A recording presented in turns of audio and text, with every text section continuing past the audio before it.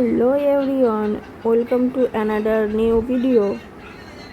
তো আজ আমি রান্না করেছিলাম পনিরের একটা রেসিপি। তো চলো রান্না স্টার্ট করা যাক। পনিরগুলো ধুয়ে নিয়ে পিস পিস করে কেটে নেব। এরপর নুন হলুদ দিয়ে 15 মিনিট মতো মাখিয়ে রেখে দিয়েছিলাম। আর এইদিকে কড়াইয়ে তেল গরম করে নিয়েছিলাম, রিফাইন অয়েল। তেল গরম হয়ে এলেই পনিরগুলো দিয়ে ভেজে নেব।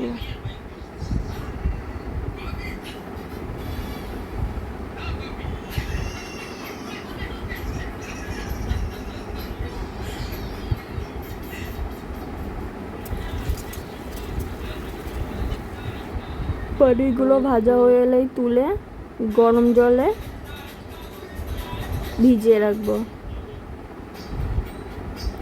আর এদিকে মিক্সিতে আদা ও কাঁচা লঙ্কা পেস্ট করে নিয়ে ওই কড়াইয়ে জিরে, শুকনো লঙ্কা ও তেজপাতা ফোড়ন দিয়ে কেটে রাখা আলুগুলো দিয়ে দেব।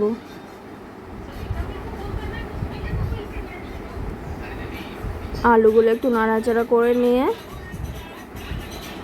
ভালোভাবে ভেজে নেব যতক্ষণ না লাল হয়ে যায়। আচ্ছা, পনির কার কার ভালো লাগে কমেন্টে বলো কিন্তু। তারপর স্বাদ মতো নুন হলুদ দিয়ে ভালোভাবে নাড়াচাড়া করে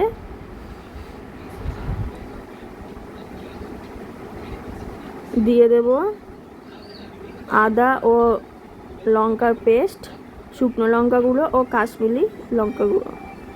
এগুলোতে ভালোভাবে কষিয়ে নেব। আলুটা কষানো হয়ে এলে দিয়ে দেব ওই পনিরে ভিজিয়ে রাখা জল ও পনিরগুলো দিয়ে কিছুক্ষণ ফুটিয়ে নেব, 10 মিনিট মতো।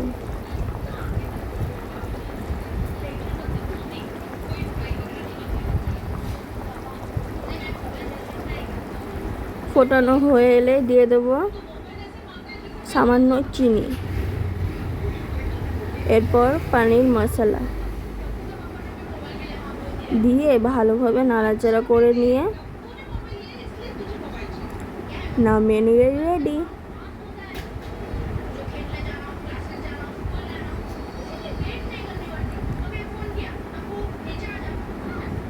রেসিপিটা কেমন লাগলো কমেন্ট করে বলো কিন্তু। আর হ্যাঁ, সাবস্ক্রাইব করতে কিন্তু ভুলো না।